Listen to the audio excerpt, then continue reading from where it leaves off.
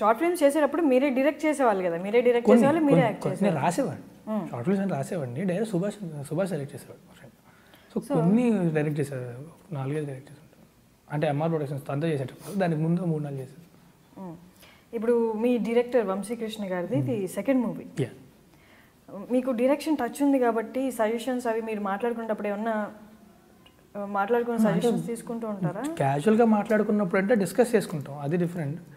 సెట్లోకి వెళ్ళిన తర్వాత ఎప్పుడేం మాట్లాడను. సెట్లోకి వెళ్ళిన తర్వాత మాట్లాడేలా అయితే ఫస్ట్ మనమే చేసుకోవాలి. సో ఫ్యూచర్లో ఎప్పుడైనా డైరెక్ట్ చేసినప్పుడు నాకు ఎవరైనా సెట్లో ఉంటుంది డిస్టర్బ్ చేస్తే నాకు అసలు నచ్చదు. సో ఆబ్వియస్లీ ఇజ్రాయల్ కూడా అలాగే ఉంటుంది కదా. సో నాకు ఏదన్నా అంటే ముందు లేదా తర్వాత తప్ప సెట్లో అసలు ఏం మాట్లాడండి, డైరెక్ట్ని ఫాలో అయిపోవడం. సో ఒకవేళ తనకేంటి డైలింగ్ ఎలా చేద్దాం అప్పుడు డిస్కస్ చేస్తా తప్ప అందరికి నేను అసలు లేదు. మీ డైరెక్టర్కి ఇది సెకండ్ మూవీ కదా, సో సెకండ్ మూవీ అయినప్పుడు మీరు ఏ ప్రొడక్షన్తో 2 times వర్క్ చేయలేదు కదా, ఇది ఫస్ట్ టైం అనుకుంటా యాక్చువల్లీ.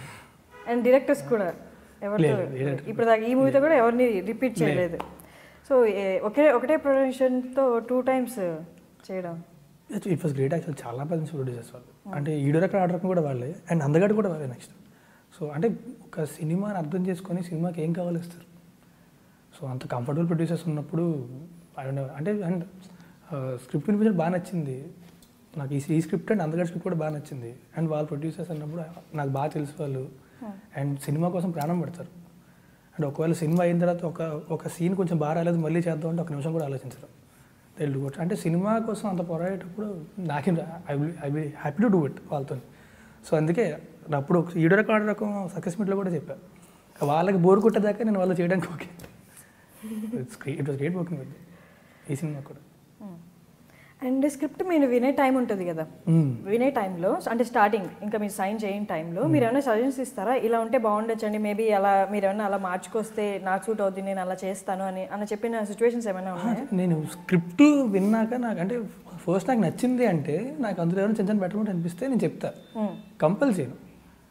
ఎందుకంటే ఒక రైటర్ తను రాసుకున్న దాని మీద చాలా ప్రేమ ఉంటుంది. సో ఎవరో ఒకరి కోసం వాళ్ళు బలవంతంగా మార్చడానికి ఎప్పుడు ఇష్టం ఉండదు. ఒకవేళ తనకు కూడా కరెక్ట్ అనిపించి అవి ఫిట్ అవుతాయి అనిపించి తను చేస్తాను అంటే అప్పుడు కూడా చెప్తారు కరెక్ట్ అనిపిస్తేనే. లేదు అంటే ఓకే వాళ్ళు వేరే వాళ్ళ దగ్గరికి వెళ్ళొచ్చు, నేను వేరే స్క్రిప్ట్ చేసుకుంటా, బట్ కథ డిస్టర్బ్ అవ్వకూడదు ఇప్పుడు కూడా. నాకు ఏమైనా అనిపించేటే జస్ట్ నా ఒపీనియన్ అంతే, వాళ్ళకు కూడా కరెక్ట్ అనిపిస్తే అప్పుడు then will discuss about it, అప్పుడు చూసుకోవచ్చు అంతే తప్ప ఇది మారిస్తే నేను చేస్తాను ఇప్పుడు నేను నచ్చింది అంటే ఫస్ట్ చేస్తా అని చెప్పి అప్పుడు నేను డిస్కషన్ స్టార్ట్ చేస్తాను.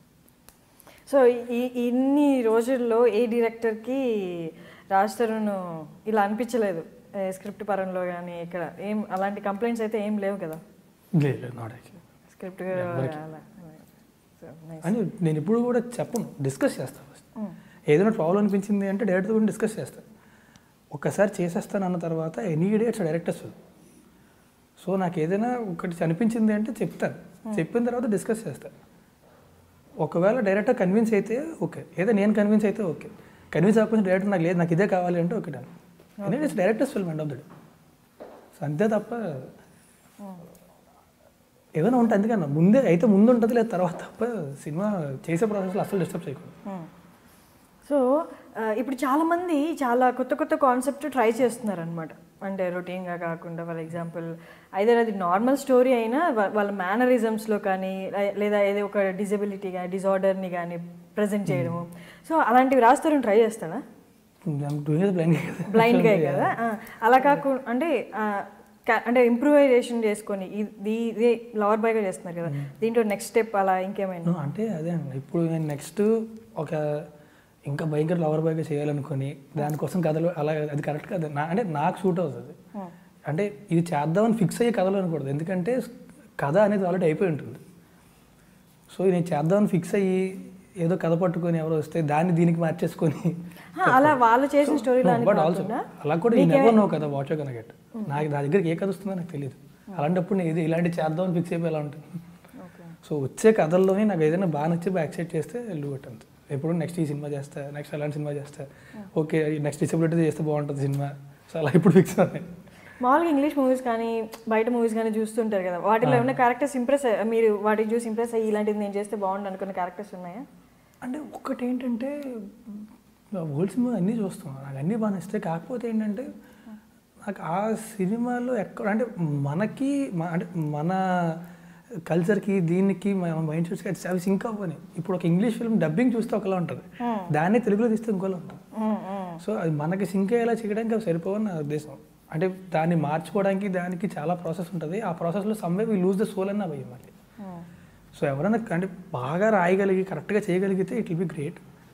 బట్ చూసి ఇలాంటి చేస్తే బాగుంటుంది అనిపించేసరికి వెంటనే థాట్ ఆపేస్తుంది. ఆలోచిస్తూ ఉంటాయి ఎప్పుడైనా, అంటే ఒక ఐడియా తీసుకున్నా మనం చేసుకోవచ్చు.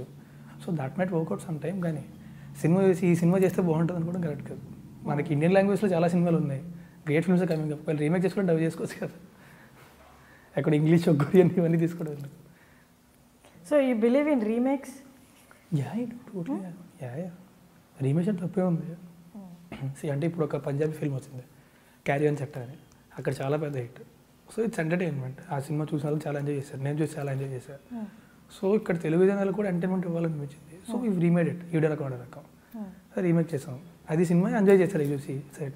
సో అంటే end of the day movie అనేది ఇట్స్ ఎంటర్టైన్మెంట్, చూసేటప్పుడు ఎంటర్టైన్ అవ్వాలి. సో అది రీమేక్ అంటే కాకపోతే అంటే I don't believe in remakes, అది కరెక్ట్ కదన్న ఫీలింగ్ తప్ప. రైట్స్ కొనుక్కొనే చేస్తే ఇట్స్ ఐ బిలీవ్. అసలు మామూలుగా అంటారు కదా, తెలుగు ఆడియన్స్కి చూపించాలి, తమిళ ఆడియన్స్కి వాళ్ళకి తెలియదు మూవీ చూపించాలి అని. అది రియల్గా వర్కౌట్ అవుతుందా? అంటే ఇప్పుడు తెలియదు మూవీ చూపించాలి అంటే 3 Idiots అని ఫిల్మ్ ఉంది. సో శంకర్ గారు దాని తెలుగు ఆడియన్స్, అది గొప్ప సినిమా కాబట్టి తెలుగు ఆడియన్స్ చూపించాలి అనుకొని ఈ remade it. That is a different thing. Entertainment అంటే ఇది వీళ్ళు చూపించాలి అంటే ఏదో ఒక గొప్ప పని చేస్తున్నట్టు కాదు. It's entertainment. వీళ్ళు ఇక్కడ ఎంజాయ్ చేస్తారు కదా. సో ఈ నీడ్ ఎప్పుడైనా సరే సినిమా చేస్తే సక్సెస్ కోసమే చేస్తాం.